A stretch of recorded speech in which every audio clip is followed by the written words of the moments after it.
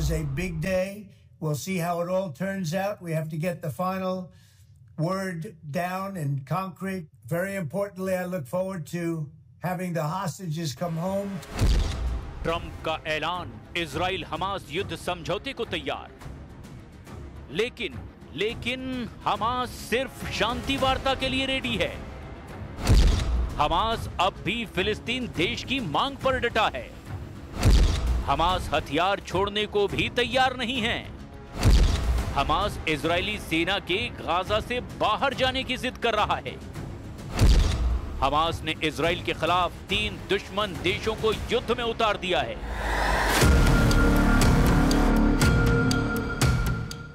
Trump ने बहुत बड़ा दावा किया है। ट्रंप बहुत खुश हैं। ट्रंप ने हमास के होश ठिकाने लगाने का ऐलान किया है। इससे इजराइल हमास युद्ध समझौता मुमकिन है जल्द फाइनल हो जाए। मुमकिन है कि गाजा में बारूदी तहलका थम जाए, मगर इजराइल युद्ध से दूर नहीं रह पाएगा। इजराइल के 3 दुश्मन देशों ने घेरना शुरू कर दिया है। बड़ी लड़ाई की तैयारी है। अब लड़ाका ग्रुप नहीं, सीधे सेनाओं की टक्कर हो सकती है। मतलब गाजा से भी विनाशकारी जंग शुरू होने वाली है। पहले तो हमास ही युद्ध का खात्मा करेगा, ये भी अब तक पक्का नहीं है।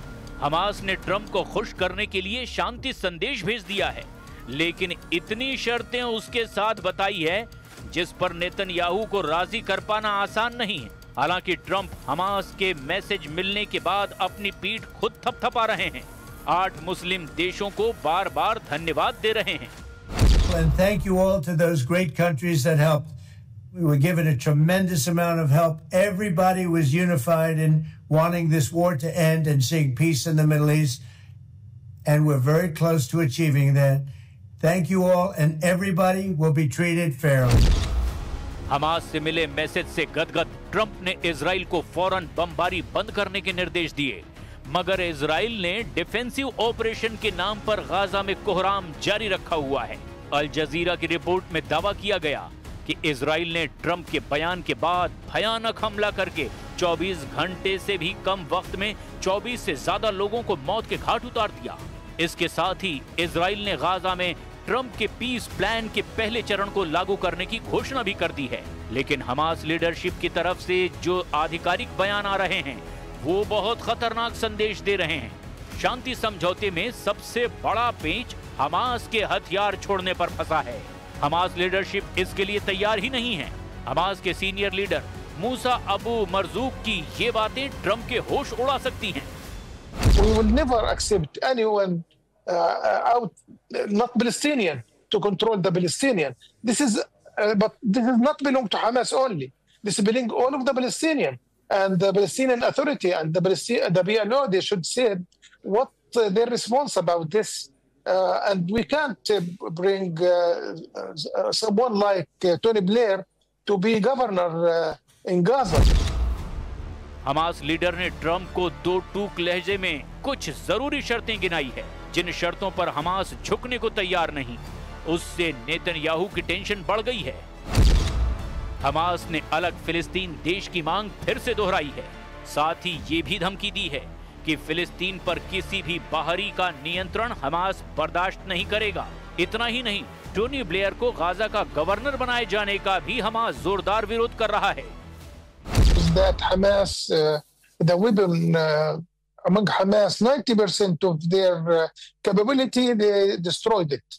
Then there is nothing with Hamas talking about it, about women.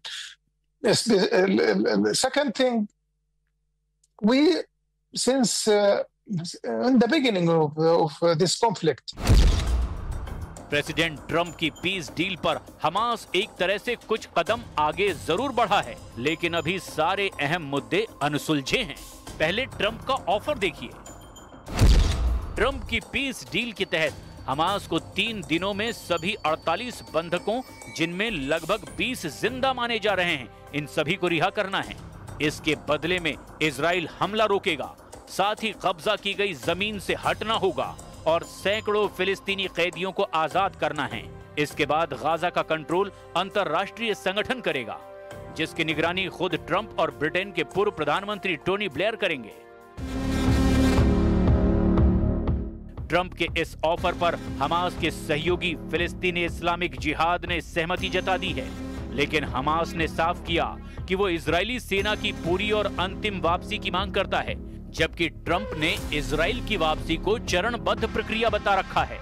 इसीलिए हमास भी हथियार छोड़ने को तैयार नहीं है, यानी स्थायी शांति की गारंटी देने वाला अब भी कोई नहीं है। खासकर इजराइल के दुश्मनों ने जिस तरह आक्रामक रुख दिखाना शुरू कर दिया, वो अब नए युद्ध का सिग्नल दे रहे हैं। मिस्र ने इजराइल के खिलाफ नया फ्रंट खोल दिया है। मिस्र ने सिनाई प्रायद्वीप पर सेना को बड़े पैमाने पर तैनात कर दिया है। इजराइल ने इसे कैंप डेविड समझौते का उल्लंघन कहा। सिनाई आइलैंड के जोन बी और सी में सैन्य बढ़त पहले कभी इतनी भारी नहीं देखी गई।